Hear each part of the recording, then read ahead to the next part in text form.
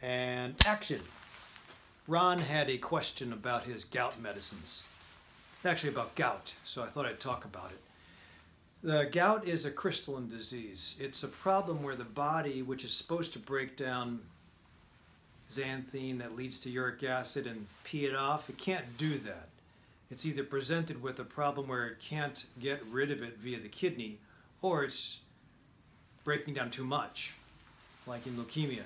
Now, the more obvious thing is if you are affecting or slowing down your kidney clearance, like with alcohol or caffeine, or you're getting dehydrated, or you're eating way too many proteins, then, meaning in the form of red meat mostly, you're going to increase either the production of uric acid or decrease the excretion of uric acid. But either way, if you have too many crystals floating around in the bloodstream, they're going to form big crystals.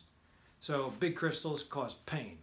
Kind of like too much sugar in your coffee. You keep on pouring the sugar in, eventually sugar is going to come to the bottom of the coffee. No matter how much you stir it, you're going to see it crystallize, you're going to see it form, come out of solution.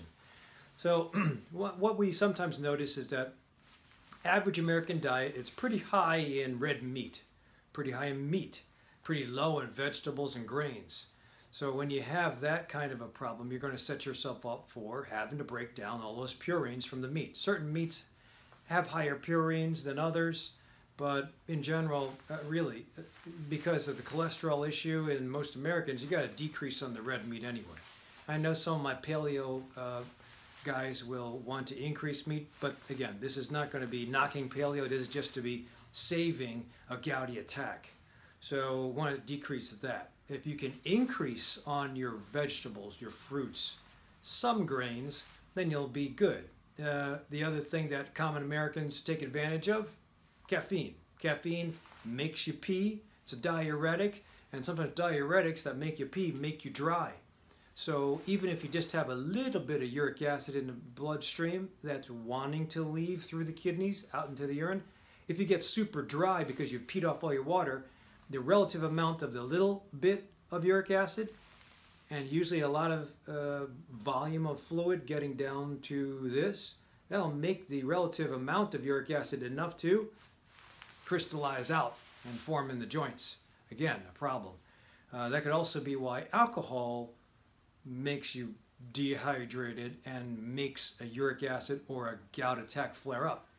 So anybody that has a gouty issue, if we're going to go on medicines, you really have to decrease alcohol, decrease caffeine, decrease red meat. Because if you're doing all that stuff and you're just using the medicines, whether it's allopurinol or colchicine, you're kind of defeating the purpose, and so it's worth a try at least.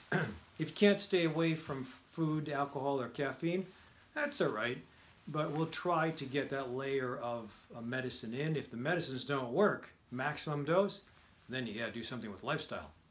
The other thing is too, when we have people who use other medicines, like salicylates or aspirins, or diuretics, those medicines can actually make you have a gouty attack. So you might have to change around those medicines.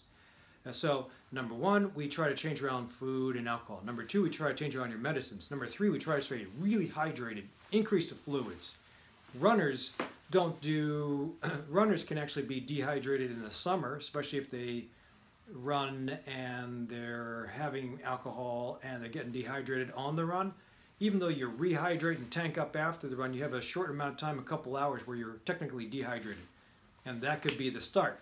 Just like a little snowflake that comes down, if you get a snowflake that initiates a little bit of a rolling snowball, eventually you have a big snowball because of all the accumulations.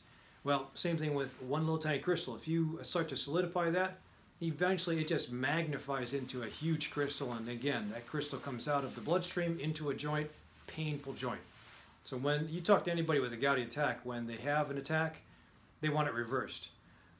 Sometimes if it's been a long time since you have it reversed, some people won't see the need to maintain a restrictive diet.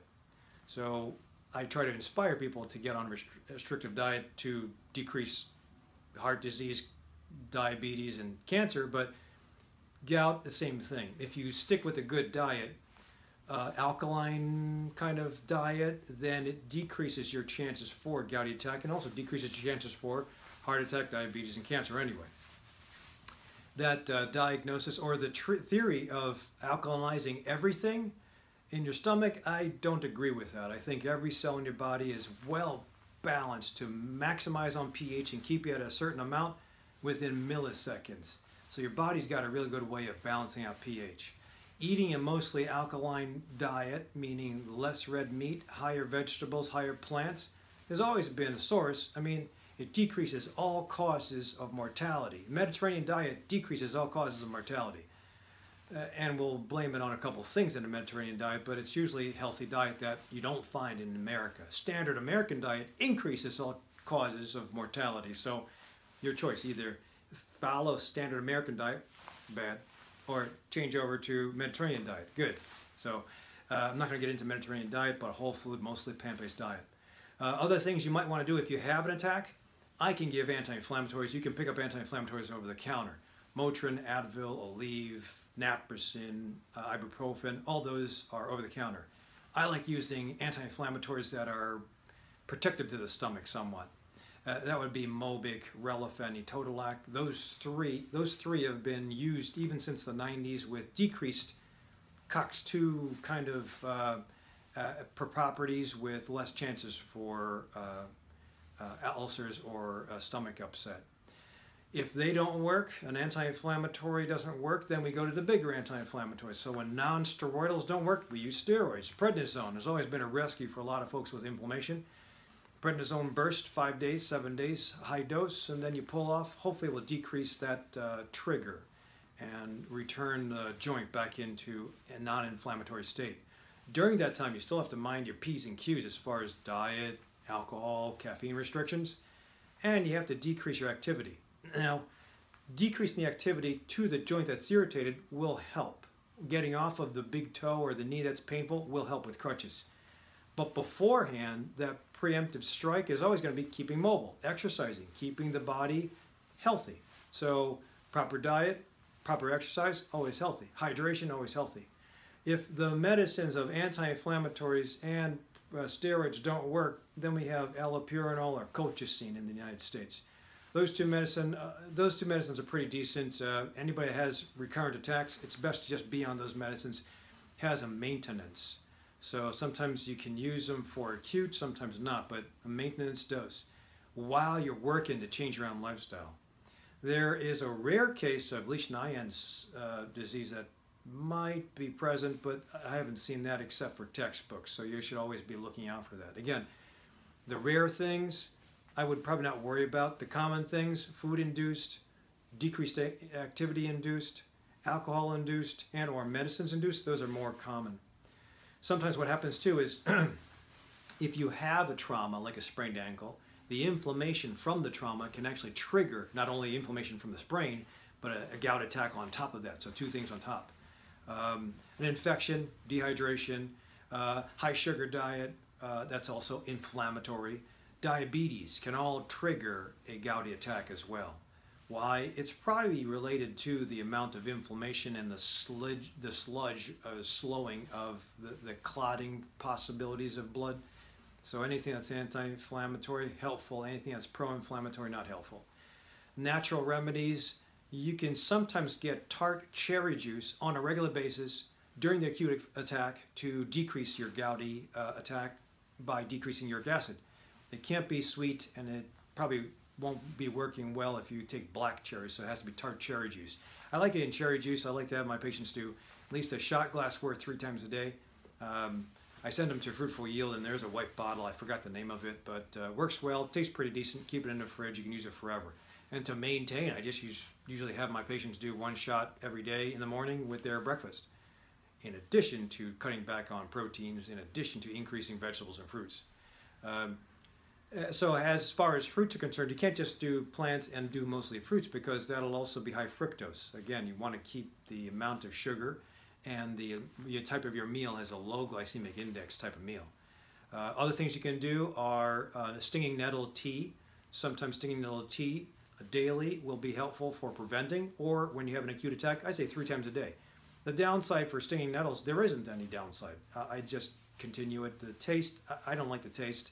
I rather have turmeric or green tea, but again, this is for you gouty sufferers.